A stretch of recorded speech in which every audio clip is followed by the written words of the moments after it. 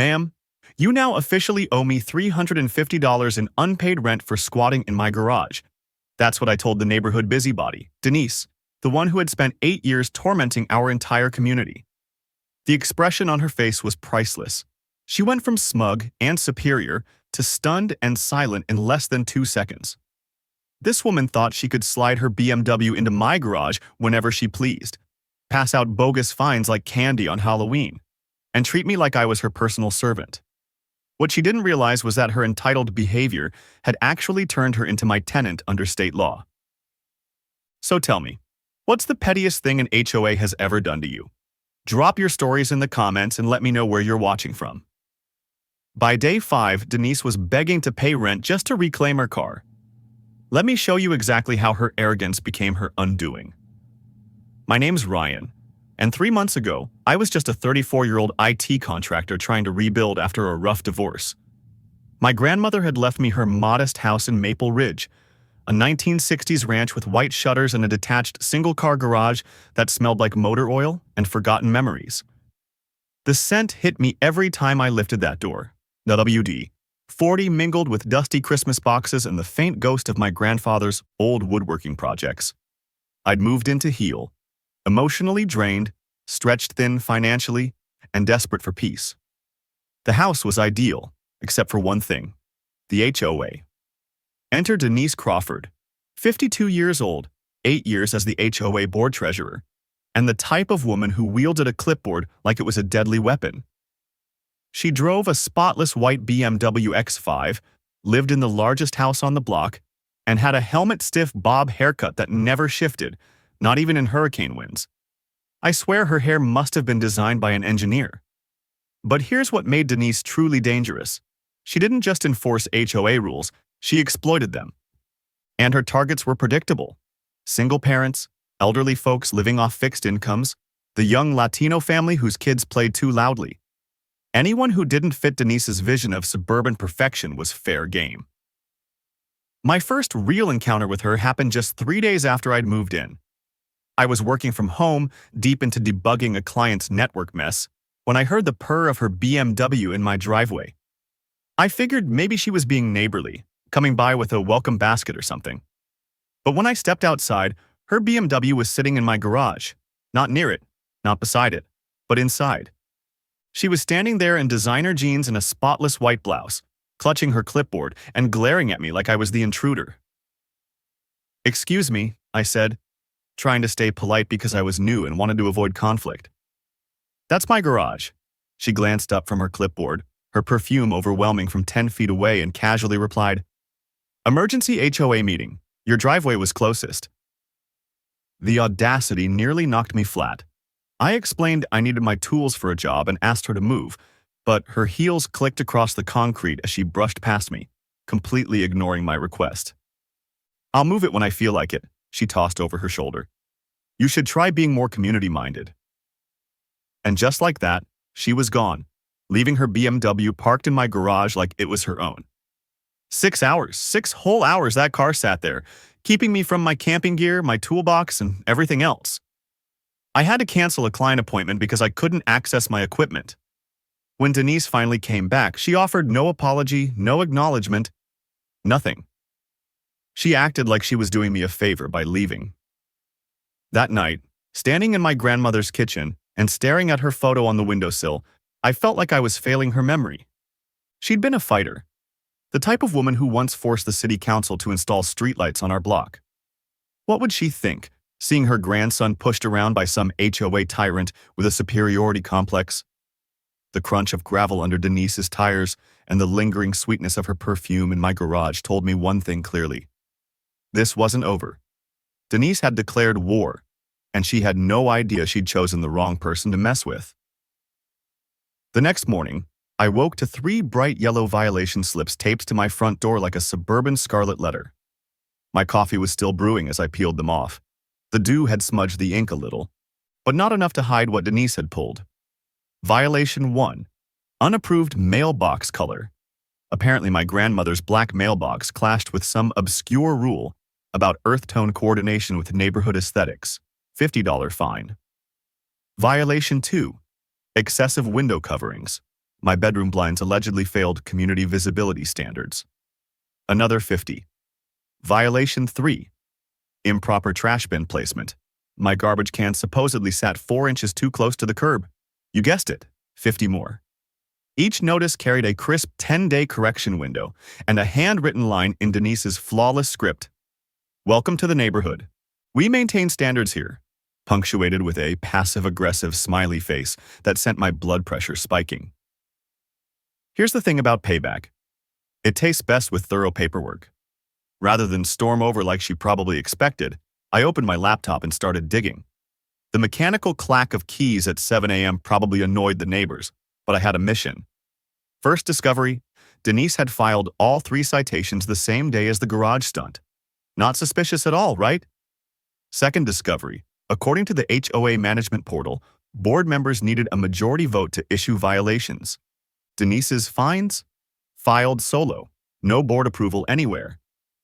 Then I phoned the management company, and after 20 minutes of hold music that sounded like elevator jazz having a fever dream, I reached a tired-sounding rep named Lila. Hi, I'm calling about some notices I received, I said. I want to confirm the process. She took my address and typed for a moment. Huh, that's odd, Lila said, and I could hear the frown in her voice. These were entered by Denise Crawford, but there's no record of a board vote. Looking at her history, this is a pattern. My coffee went cold while Lila explained that Denise had been firing off unauthorized citations for months, maybe years. The company had processed them assuming votes happened, but an internal audit found Denise was basically a one-woman ticket machine. So these are invalid? I asked. Technically, yes, she said, then lowered her voice. Off the record, ask for itemized receipts for every HOA fine. Some board members pocket that money instead of depositing it into the community fund. Knowledge nugget number 1. Always demand receipts and verify board approval. Rogue citations happen more often than you think. But Denise wasn't finished with me. That afternoon, I was drafting a firm yet polite email to the board, asking them to void her bogus fines when I heard that familiar BMW purr in my driveway. I looked out, and there she was again, sliding into my garage like it was valet parking. This time, there wasn't even a pretense of urgency. She parked, got out, and tucked a handwritten note under my windshield wiper. Complaints will be recorded in your permanent file. Community cooperation is expected. The brazenness was almost impressive. While I was documenting her actual legal violations, she doubled down, trespassing again and threatening me with some imaginary permanent file like we were in grade school. But this round, she made a critical mistake. I'd installed a home security camera system the day after moving in. Nothing fancy, just basic wireless cams. The footage of her first incursion was useful for my records. The second was pure gold. I now had clear evidence of trespass, proof of retaliatory harassment, and a pattern of Denise treating my private garage as her personal parking bay. More importantly, the timestamp showed she was using my space without permission while filing phony citations against me. That night, I sat in my grandmother's recliner, scrolling through footage and files. The leather was worn to a satin sheen from decades of use and still faintly carried her lavender soap. I could almost hear her say, "Ryan, bullies only understand one language, strength." Coffee rings and rain specks on my laptop screen couldn't hide the truth staring back at me. Denise thought we were playing chess while I was fumbling with checkers. She had no idea I was about to flip the entire board. 2 days later, Denise escalated by calling in her little band of HOA enforcers, 3 other women who clearly had nothing better to do than act as her backup squad. First came Linda, her right hand, pulling up in a silver Lexus with what looked like an official inspection checklist. She circled my yard for 20 minutes, snapping photos of my lawn like she was documenting a crime scene, claiming the grass violated some mysterious subsection of the covenant. Then Patricia arrived, ruler in hand, measuring the height of my outdoor solar lights down to the half-inch, declaring they were too tall and cast non-compliant shadows. I watched from the kitchen window, chewing a sandwich, wondering if these women had ever considered normal hobbies. The finale came with Susan, who spent 15 minutes photographing my mailbox from every possible angle, convinced the small dent from the previous owner somehow ruined the neighborhood's appearance. By noon, 3 more violation notices appeared, each worth $50, every single one signed personally by Denise, with another note dripping in passive-aggressive charm. Community standards benefit everyone. Compliance protects property values. But while Denise's squad was busy pretending to be property inspectors, I was building my own support network. Turns out I wasn't the only one targeted by the HOA queen and her circle. That afternoon, Mrs. Lee, my 78-year-old neighbor, knocked on my door holding a manila folder so thick it could stop a bullet. Her hands shook slightly, not from age, but from pure frustration. "You want to know about Denise?" she said, settling into my grandmother's old kitchen chair. "Let me show you what she did to us." Inside were 2 years' worth of violation slips. $50 fines for everything from excessive garden gnomes to unauthorized bird feeders. She and her husband had shelled out more than $3,000 before their son finally threatened legal action. And Mrs. Lee wasn't alone. She introduced me to the Alvarez family, fined over and over for their kids' toys being visible in their fenced backyard, and to Bill Harper, a veteran in his 60s, fined hundreds because Denise decided his service dog's water bowl was an unapproved outdoor fixture. The pattern was crystal clear. Denise targeted anyone she saw as vulnerable: seniors, families with kids, or people who didn't fit her version of suburban perfection. What she was running wasn't enforcement, it was harassment dressed up as HOA policy. That night, while researching property law to see what options I had, I stumbled into something that changed the game entirely. I read about adverse possession and, more importantly, involuntary tenancy laws. The concept was surprisingly simple. If someone repeatedly uses your property with your knowledge, and especially if they leave belongings there, the law can view them as a tenant, with actual legal obligations. My jaw dropped as I pieced it together. Denise had been using my garage over and over. She'd even stored HOA supplies and personal items in there. I had security footage, timestamps, proof of a consistent pattern. By law, she had effectively made herself my tenant, without even realizing it. I leaned back in my grandmother's old chair, her scent of lavender soap still faint in the leather, and started to smile. Denise thought she was outmaneuvering me with fines and intimidation. What she didn't know was that she had just walked herself into the perfect legal trap. 3 days later, Denise went nuclear. A knock at my door revealed a city building inspector with a clipboard, hard hat, and the kind of expression that told me my day was about to go downhill. "Mr. Turner, I'm here regarding a complaint about an unpermitted structure and potential zoning violations." My stomach sank. "Sorry, what complaint?" He checked his paperwork. "Report claims you're running an illegal business from your garage, with unauthorized modifications to electrical and ventilation." The puzzle pieces clicked instantly. Denise had fabricated the entire thing, trying to weaponize the city against me. Standing there in a coffee-stained t-shirt, I felt dread rising. But being an IT guy, I knew the power of documentation. "Can I ask who filed this?" I said, though I already knew. "Denise Crawford, HOA board member," he replied. "Of course." For the next hour, I walked the inspector, Mr. Rodriguez, through the facts. My garage was original construction from 1962, fully permitted and archived in the city system. I even pulled up the documents on the city's own website. He compared the records, his skepticism giving way to irritation. "These show it was legally built," he said, "and I see no evidence of commercial activity." Then I pointed out something better: Denise's false claims. She'd written that I'd added electrical for industrial gear. Completely false, since those outlets were original from '62. She claimed I had commercial ventilation systems, when in reality it was just the garage door opener my grandfather installed in the '80s. Mr. Rodriguez snapped his folder shut. "Filing false reports wastes city resources. That's a serious offense." Just then, the familiar purr of Denise's BMW rolled into the driveway. She clearly expected to watch my garage condemned, but instead walked into a scene where her lies were being exposed in real time. "Mrs. Crawford," Rodriguez called out as she approached, "I need to ask you about this complaint you filed." Her face drained of color. "Oh well, I was just concerned about community safety." He pressed further. "Your report claims unauthorized electrical work, but records show original construction. You also reported commercial ventilation that doesn't exist. Care to explain these discrepancies? Denise sputtered excuses about maintaining standards, but Rodriguez wasn't having it.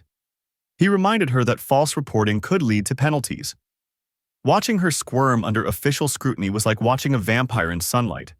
Her confidence evaporated instantly. That night, I called my buddy Mark, a lawyer who owed me after I'd rescued his office network during a ransomware mess. I explained everything: Denise's harassment, her repeated use of my garage, her attempts to ruin me. Mark listened carefully, then said, "Ryan, what you're describing fits involuntary tenancy." My pulse quickened. Meaning? She's been using your garage repeatedly, storing her stuff there, treating it like her own. If you've got proof, the law could view her as your tenant. I sat stunned. So what does that give me? Mark grinned like a shark. Rights. You can demand back rent, establish lease terms, or file eviction. Document everything. This could get interesting. The next morning, I was in Mark's cramped office, surrounded by stacks of law books and empty energy drink cans, watching him flip through my evidence. "This is incredible," he said. "Her repeated use of your garage meets the criteria for involuntary tenancy under state law." He pointed to a section in a thick manual. "See? Regular use, belongings stored, established access. It creates an implied landlord-tenant relationship." My coffee paused halfway to my lips. "You're saying Denise is legally my tenant?" "Exactly. She owes back rent. Going rates for garage storage are about $150 a month. 6 weeks equals $225. Add late fees, inconvenience, utilities, you're looking at about $350. He leaned back, grinning. "And as landlord, you can legally secure the property until rent is paid. If she doesn't pay, you can dispose of her abandoned property." The irony hit me like a freight train. Denise had treated my garage like her personal parking bay, harassing me with phony fines. Instead, she'd turned herself into my tenant, with obligations under the law. Mark drafted a formal notice on the spot, a certified letter declaring her a tenant and demanding $350. She had 7 days to respond. Pay, dispute in court, or face eviction. "She just walked into the cleanest legal trap I've ever seen," Mark said with a grin. "Ryan, congratulations. You're officially Denise's landlord." Over the next few days, I put together what I like to call my Justice League, a ragtag band of neighbors who'd been waiting years for someone to finally challenge Denise's reign.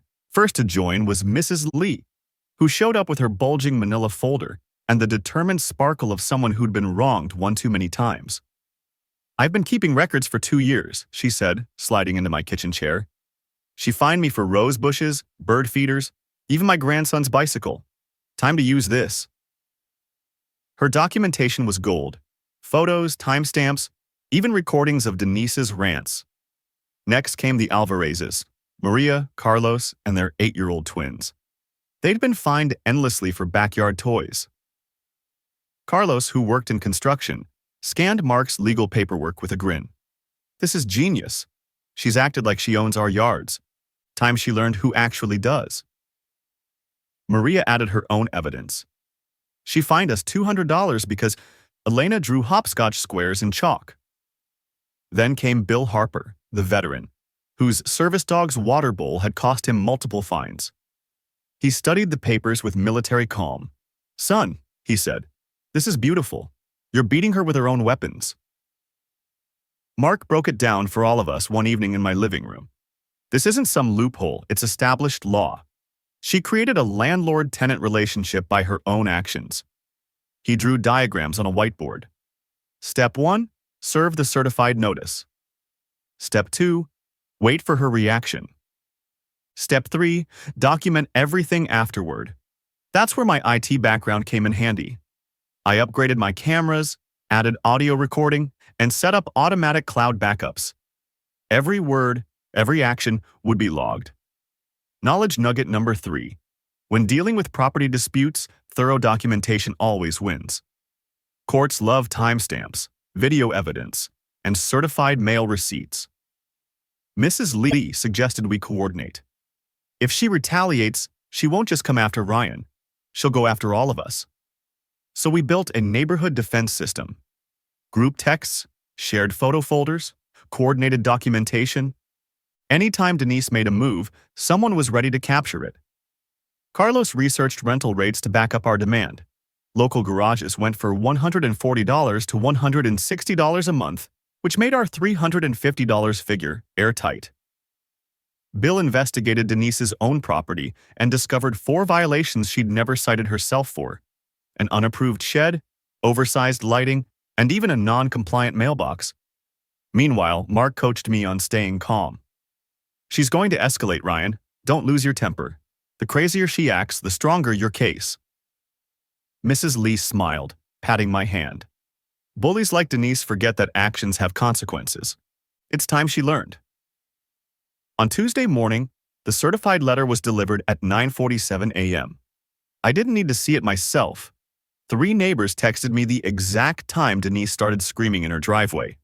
The letter was perfect: official letterhead, legal language, and a clear demand: $350 in back rent for her unauthorized garage use. 43 minutes later, her BMW screeched into my driveway. The pounding on my door rattled the hinges. I calmly switched on the cameras, hit record on my phone, and opened it. There she stood, red-faced, waving the notice like it was on fire. "This is harassment! Frivolous! Insane!" she shrieked. "Good morning, Denise," I said evenly. "I see you got the notice. You have 7 days to respond, per state law." Her eyes narrowed. "You can't just declare me a tenant."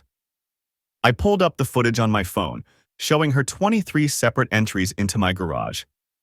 "Actually, yes. You used my property repeatedly, stored." Over the next 3 days, Denise went on a scorched earth rampage. She filed complaint after complaint, claiming my garage was an illegal parking structure, reporting my cameras as privacy violations, even calling the fire department to say my place was a hazard. Each report fizzled. The city inspector who'd already cleared my garage sent a form letter basically telling her to stop wasting their time.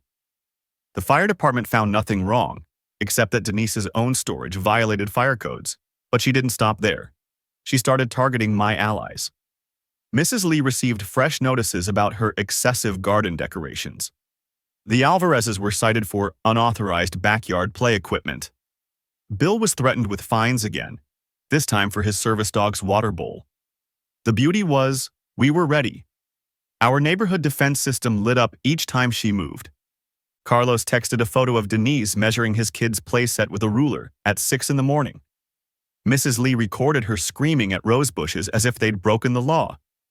Bill calmly filmed her arguing with his service dog about municipal water regulations. It was absurd, and it was all documented.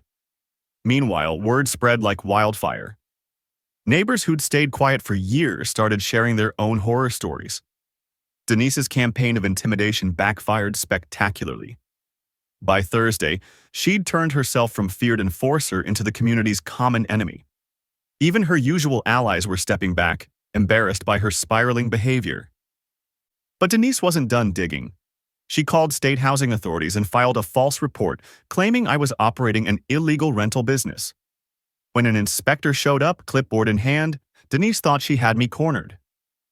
"Then explain why you've been demanding rent from residents," she said smugly, trying to twist my legal notice into a weapon.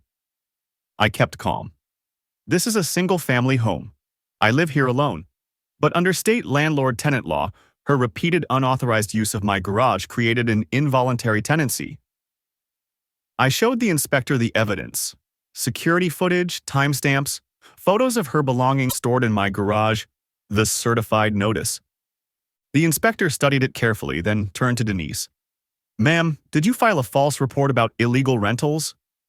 Denise's face cycled through colors like a bad traffic light. "I was just protecting community safety," she stammered. But the inspector wasn't buying it. "Filing false reports with the state is a serious offense," she warned. Denise had even brought along a woman with a camera, likely a private investigator. But the moment things went south, the PI quietly backed toward her car. And then Denise detonated. She launched into a full meltdown right there in front of everyone. "This is all lies. He's destroying our neighborhood. He doesn't belong here." The inspector's tone shifted to sharp caution. "Ma'am, calm down." But Denise doubled down, screaming louder. And in that outburst, her mask slipped. For years, she'd cloaked her behavior in standards and community values. Now, in front of officials, neighbors, and cameras, her real prejudice and entitlement were laid bare. Right on cue, Mrs. Lee walked up with a plate of cookies in one hand and her thick folder in the other. "Officer," she said sweetly, "I have 2 years of records showing this woman's harassment of elderly residents." Behind her came Carlos, folder in hand. Then Bill with his service dog and a stack of bogus fines. Within minutes, Denise was surrounded by neighbors presenting evidence of her abuse. The inspector glanced from the growing pile of documentation back to Denise, who was still ranting about protecting property values. Finally, the inspector shook her head. "Ma'am, I think you need to leave now." As Denise stormed off, she spat one last venomous threat. "You haven't heard the last of this. I'll have you all evicted. I'll call immigration." That was the nail in her coffin. The inspector raised her hand. "Stop. You're making this much worse for yourself." For once, even Denise seemed to realize she'd gone too far. Belongings and established access. That's exactly how involuntary tenancy works. Watching her smugness collapse was like watching a controlled demolition. She sputtered about emergency parking.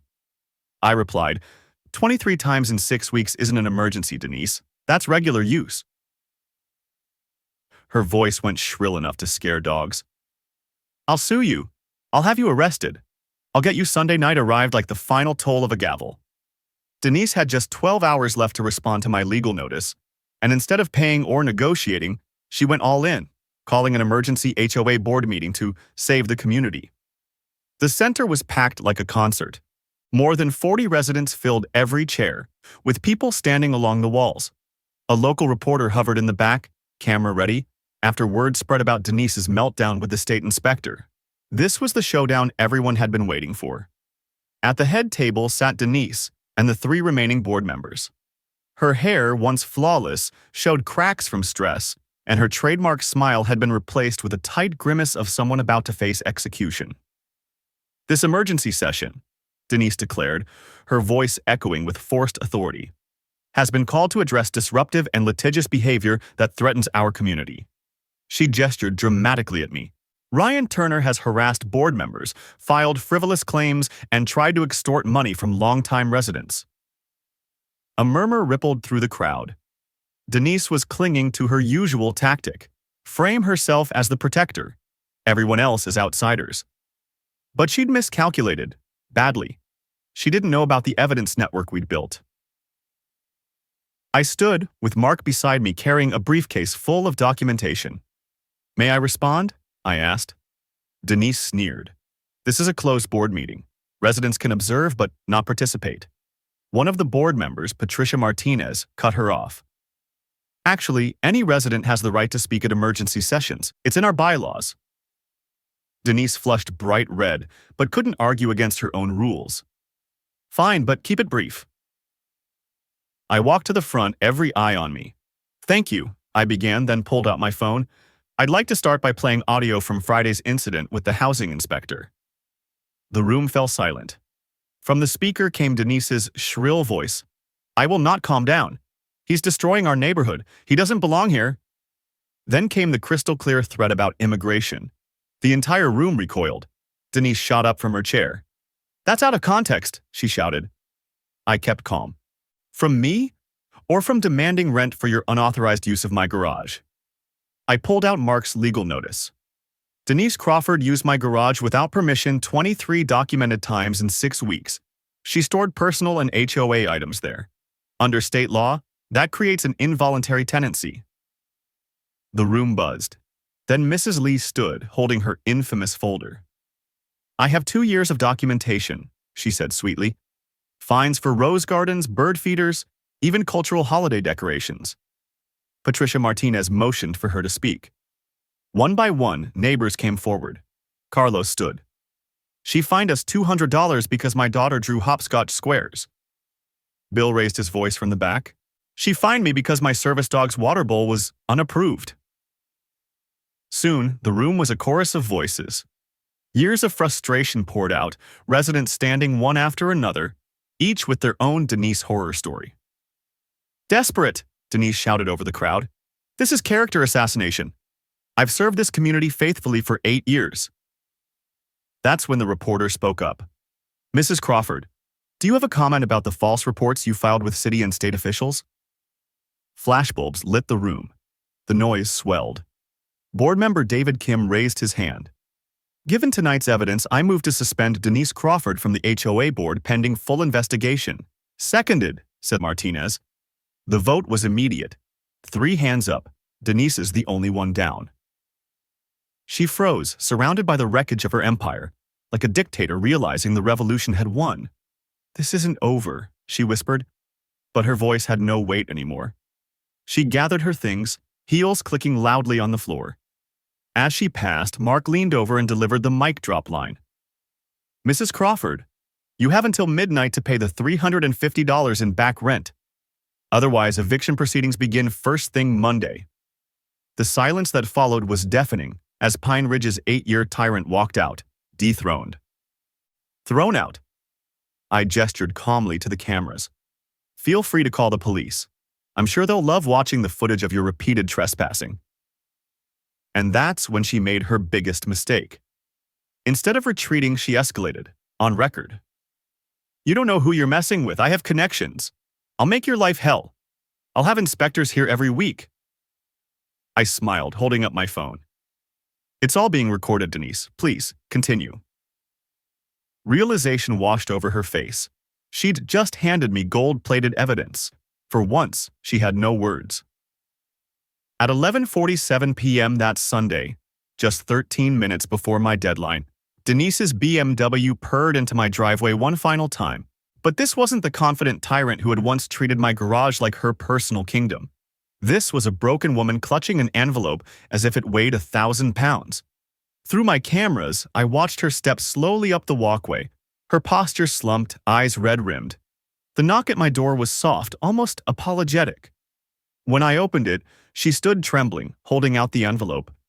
The money, she muttered, not meeting my gaze. $350, cash. I counted the bills carefully. All there, down to the last dollar. Thank you, Denise.